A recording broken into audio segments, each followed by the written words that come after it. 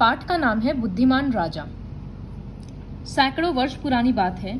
चीन में एक निर्दयी राजा राज्य करता था।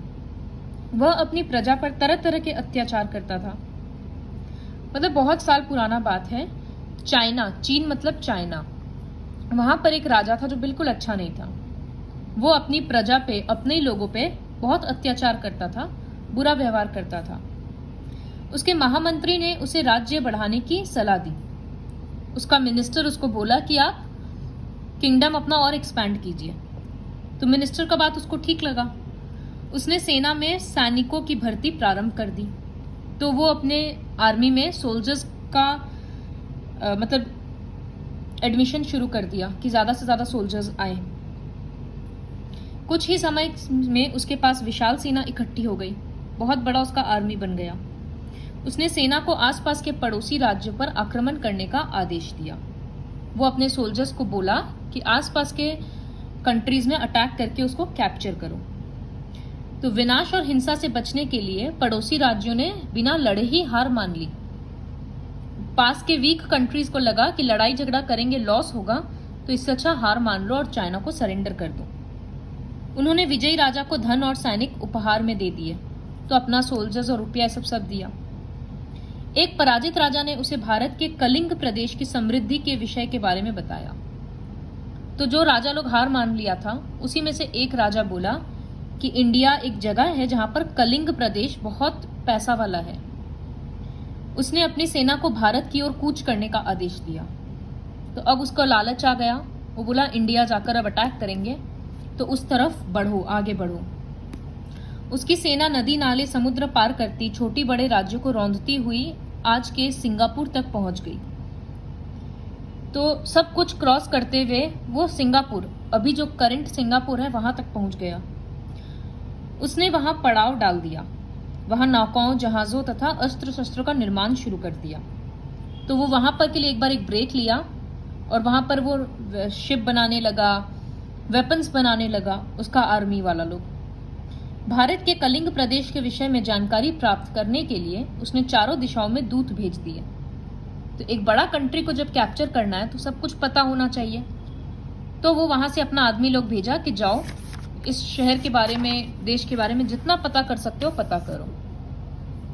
तो कलिंग को राजा को पता चला कि उसके ऊपर आक्रमण होने वाला है।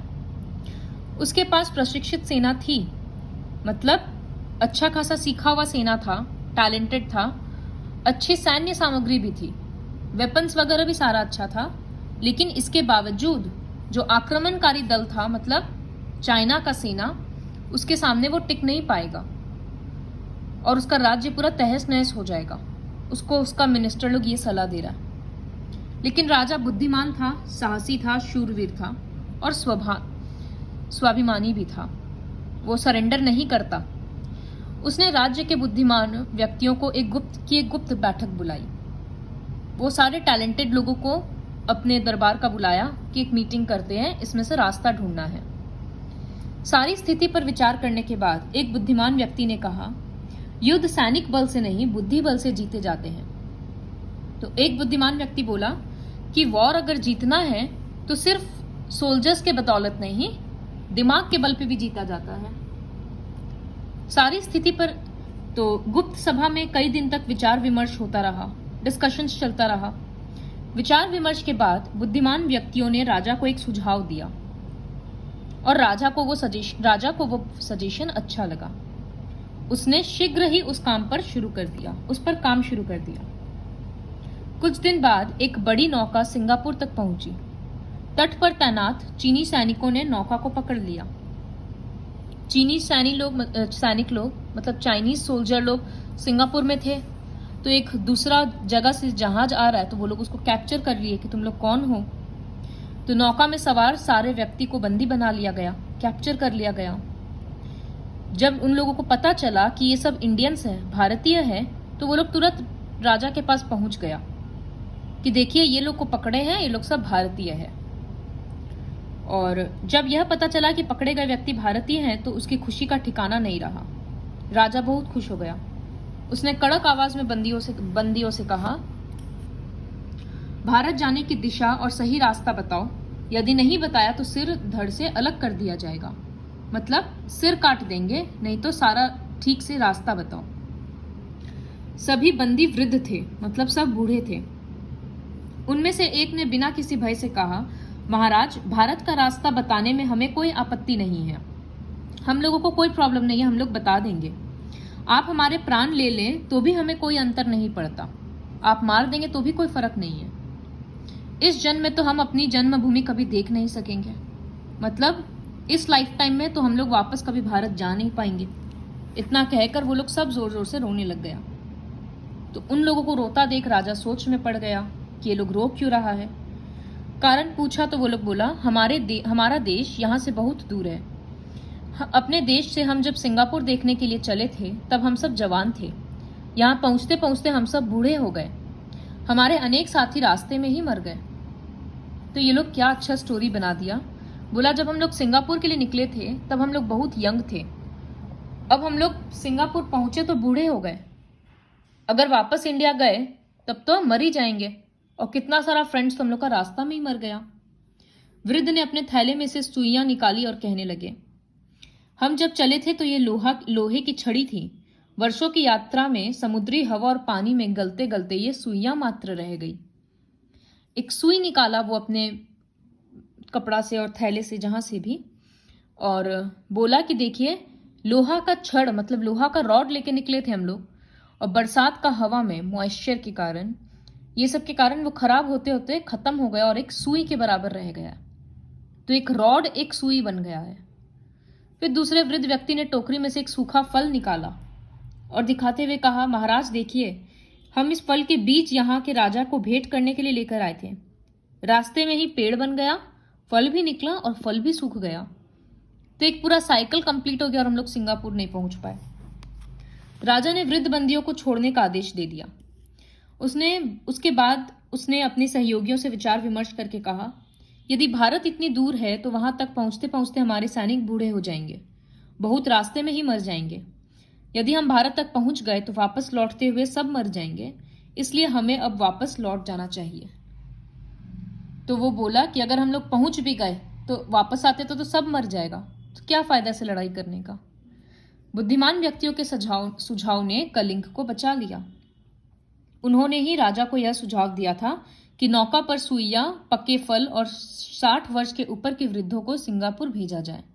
यही था उन लोगों का आइडिया। तो सच में बुद्धि बल से बड़ा कोई बल नहीं है, दिमाग का यूज करके इतना बड़ा लड़ाई होने से बच गया। अब इसका अभ्यास देखेंगे। देखो, वृद्ध ऐसे लिखा हुआ है, इसका मतलब है इसमें द आधा है और ध पूरा है, तो इसको मानक रूप में ऐसे लिखा जाता है, द आधा है तो आधा और ध पूरा, जैसे यहां बुद्धिमान लिखा है। फिर मिट्टी, इस तरह से डबल लेटर्स है, इसका मतलब भी एक ट आधा और एक इस तरह से। विद्वान, जो लेटर नीचे में लिखा है इसका मतलब वो पूरा है, तो विद्वान में द आधा है, तो वी, द आधा और वान, इस तरह से मानक रूप बोलते हैं इन सारे फॉर्म्स को, तो वो लिखना है। फिर ये शब्द देखो, लर्न करना है। अस्त्र मतलब हाथ फेंक कर चलाया जाने वाला हथियार, जो दूर फेंक देते हैं हाथ से। और शस्त्र जैसे बम, गोली। और शस्त्र मतलब जो हाथ में पकड़ कर लड़ाई किया जा सकता है, जैसे तलवार, लाठी। श्रम मतलब फिजिकल मेहनत, फिजिकल एफर्ट सारा। और परिश्रम मतलब मेंटल और फिजिकल दोनों, दिमाग से भी और शरीर से भी मेहनत करना। तो किसान श्रम करता है क्योंकि वो फिजिकल एफर्ट कर रहा है, लेकिन परीक्षा के लिए हम लोग परिश्रम करते हैं क्योंकि दिमाग भी चलाते हैं पूरा, और लिख विख के प्रैक्टिस करते तो फिजिकल भी है। ईर्ष्या मतलब दूसरों की उन्नति या उनके गुण आदि को देखकर जलना, दूसरों का अच्छा क्वालिटीज देखकर जेलस फील करना। और स्पर्धा मतलब दूसरों की उन्नति या उनके गुण देखकर वैसा ही बनने की कामना। कोई अच्छा है अगर, या किसी का कोई अच्छा हैबिट है तो देखकर ये सोचना कि काश हम भी वो हैबिट अपनाएं, या हम भी कोशिश करके वैसे ही बनेंगे। उसको बोलते हैं स्पर्धा। तो ये सारा मीनिंग्स लर्न करना है। समान अर्थी शब्द, शीघ्र मतलब जल्दी, शूरवीर मतलब परम साहसी, बहुत करेजियस, आपत्ति मतलब मुसीबत, वृद्ध बूढ़ा, पराजित का मतलब हार और बुद्धिमान का मतलब चतुर। विलोम शब्द तो यहां से हो जाएगा क्योंकि बॉक्स से देखकर ही लिखना है।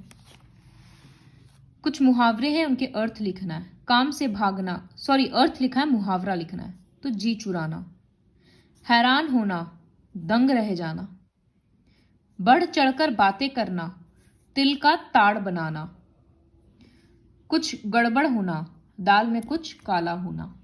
ये मुहावरा तो सारा सुना हुआ ही है। तो अभ्यास भी कंप्लीट करना है चैप्टर 14 का इस वीडियो के हेल्प से।